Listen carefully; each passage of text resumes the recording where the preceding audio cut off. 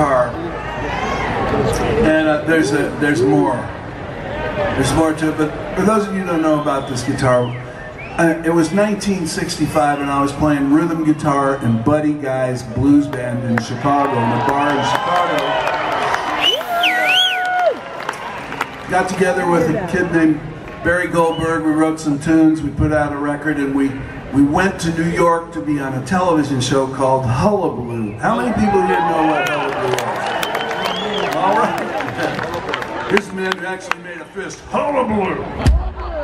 So, for those of you who don't know, there were like 3 channels. That was it. That's all there was in America.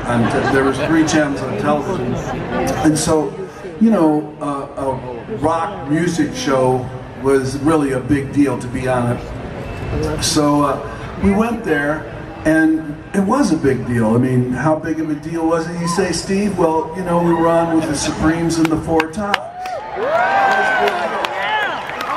And not only did we do that, but I got paid $250 for a week's worth of work in New York City.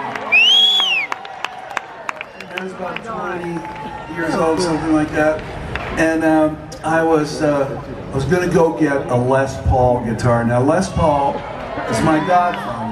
You would have thought that Les Paul would have given me a Les Paul. I mean, he gave the world a lot, but he didn't give me one. In fact, he told me, he said, nobody's going to give you your guitar. You have to earn it, Steve. So I went to Manny's Music on 48th Street, a very famous guitar store. Walked in, opened the door, there they all were, all these beautiful guitars hanging up there. Went in and I picked one out and found out that $250 wouldn't buy anything in the store. Nothing. So I turned around to walk out and I noticed this big barrel by the front door. I'd walked right by it when I walked in. It was about this big around, about that high. And had about 12 guitars stuffed in it. They didn't care about the guitars, they stuffed them in body first, right? So stuck them in the barrel, and on the barrel it said, your choice, $125. That's right.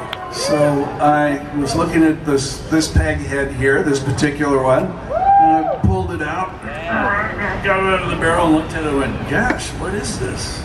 It's really different. And I said, oh, I see, it's a Vincent Bell signature designed electric sitar. Yeah. And many of you know, most electric guitars have 2 pickups and 4 knobs. This guitar has 6 pickups, or I'm sorry, 6 knobs. And 3 pickups. 1, 2, 3, and they're in the shape of lipstick tubes. And that alone is worth $125. Right.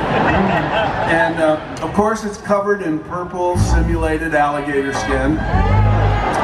And this was before LSD and hippies and all of that business.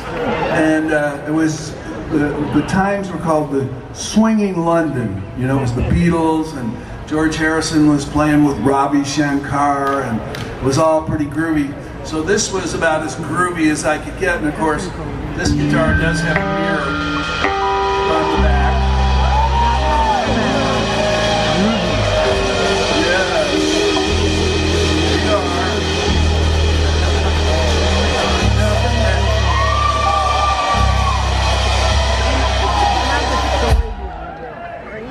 Well, I was at a guitar auction the other day, and I was looking at some fancy guitars, because now I can, you know, afford one every now and then.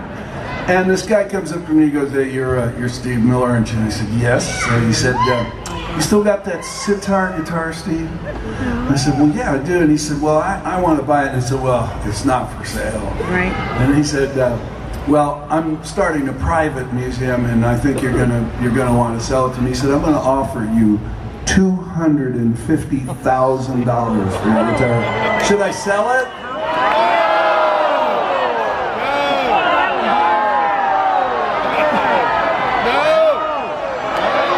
Sell it? Keep it? Sell it? Wait a minute, I heard somebody say yes. Should I sell this guitar? You know know what? I didn't sell it yet. But the story gets even better. The other day I get a phone call from the Metropolitan Museum in New York City. And the Metropolitan Museum is going to mount an electric guitar exhibit next year. It starts April 19th, I think.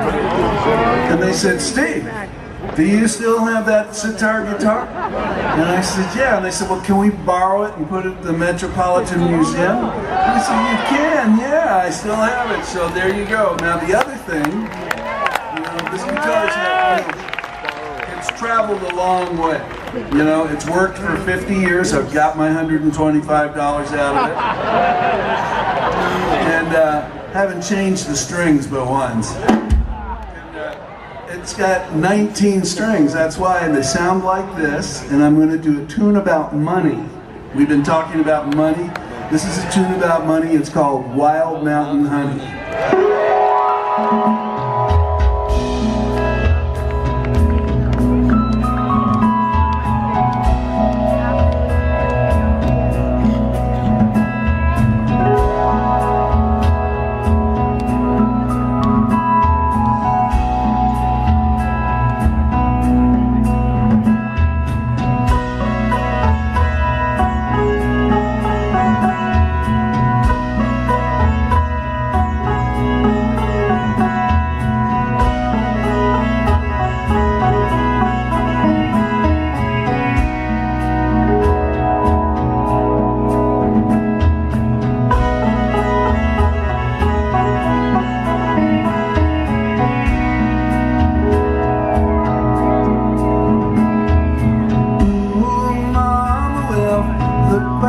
You can only see the stars after a setting sun.